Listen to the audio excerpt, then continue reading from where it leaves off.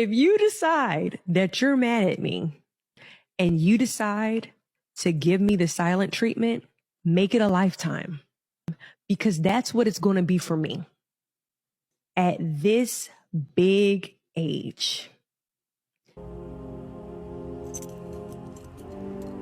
That shit is crazy. If you cannot address your issues with your friend who you love, who you care about, who you support, who you ride or die for, if y'all can't have a conversation about something that hurt you, something that bothered you, something that you don't like that they did, I don't see how you can call yourself an adult in an adult friendship, because you're choosing a silent treatment like we're 12. Narcissists give you the silent treatment. And I'm not saying she's a narcissist. I'm saying that's a narcissistic trait. That is not the way adults handle things. Fellas, y'all gotta pay attention to traits of a single woman. Some women are supposed to be single. Some women don't know how to be girlfriends. Some women don't know how to be wives. And as a man, you have to be able to decipher that when it comes to dealing with women. Now, just off the strength that this chick, grown-ass woman, wants to play that type of catty game, shows she's used to being in the streets.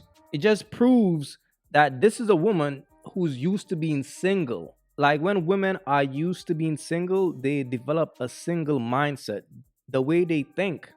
And as a man, once a woman start acting up, start doing spiteful shit, it's simply time to leave.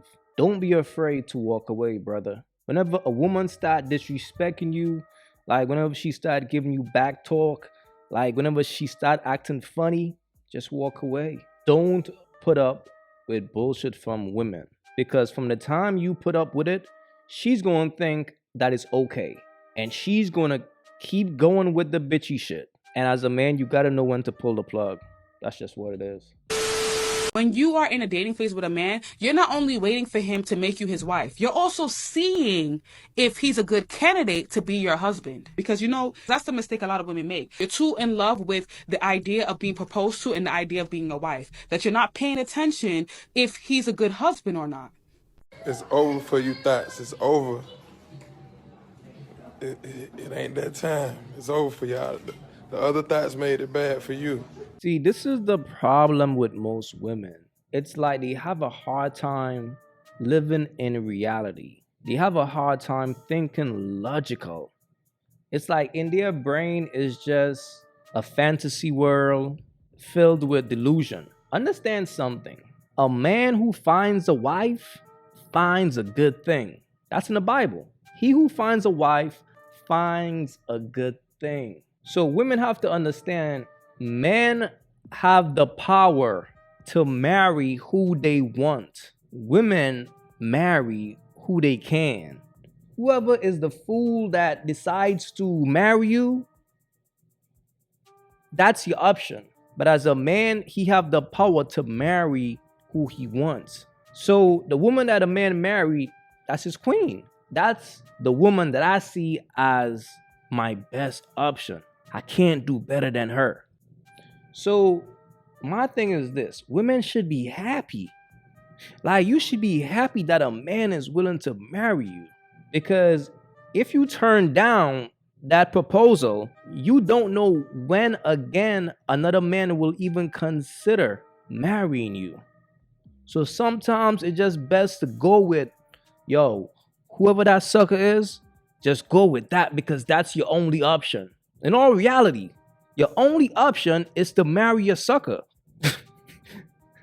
That's the reality of a woman. Like, your only option is to marry a sucker, because 9 out of 10 times, the man that you want is not going to marry you because he knows the real you. So some of y'all women got to be wise out here, man. That's just the bottom line. Master the 3 W's. You got to want it, you got to work it, and you got to win it. Now, how bad do you want it? Because if you want it bad enough, you go work it. Then if you do those two, you're going to win. This week we hear from a name that I've coined this person, Jamaica Me Crazy.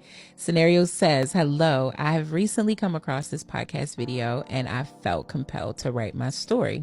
I left my first marriage because of physical abuse, making a promise to myself that I would never allow anyone to mistreat me again.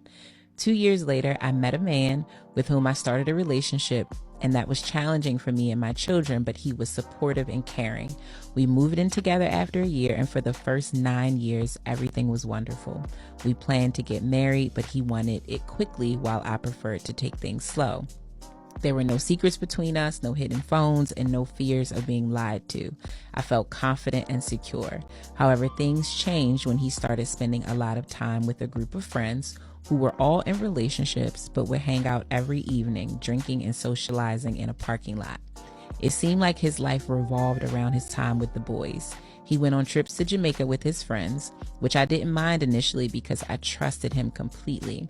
I even went on annual girls' trips with my family and friends without any concerns. But my trust was shattered when I discovered he was communicating with a woman from Jamaica, set up by one of his friends. On Christmas morning, I even caught him talking to her in his vehicle while we were celebrating at home. When confronted, he admitted it was a mistake and apologized, assuring me it wouldn't happen again. Despite my hurt and doubts, I decided to give him another chance, considering how much my children and I cared about him. It was a challenging journey, but I believe we could overcome it. However, my world crumbled when I recently found out that he had been continuing to talk to the same woman from Jamaica all this time. I feel torn and devastated. I worked hard to rebuild trust and make things right, only to feel betrayed once again. I feel a mix of emotions, hurt, anger, and disappointment.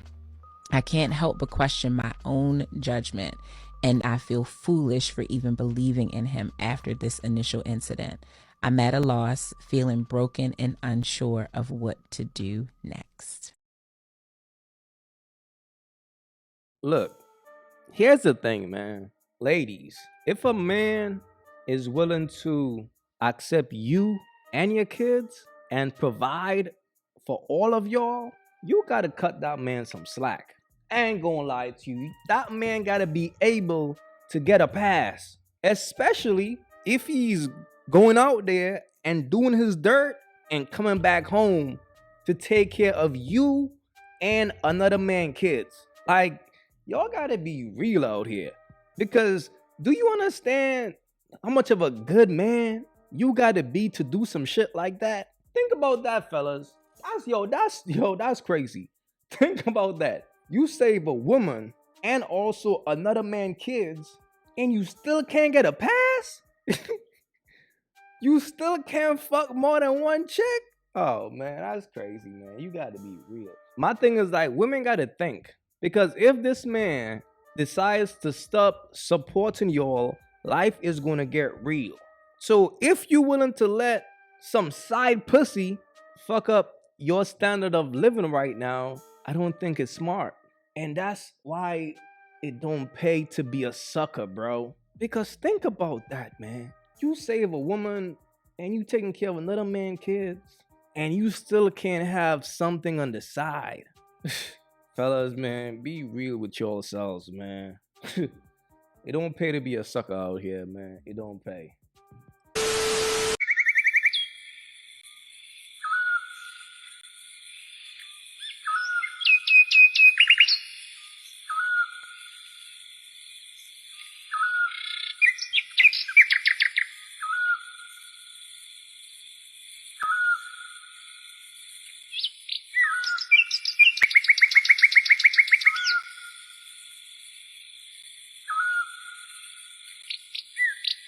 If you haven't yet, go get you some of that merch. Y'all already know, don't feed the birds. That's what it is. We don't feed the birds over here. So if you rock with your boy, go get you some of that good merch.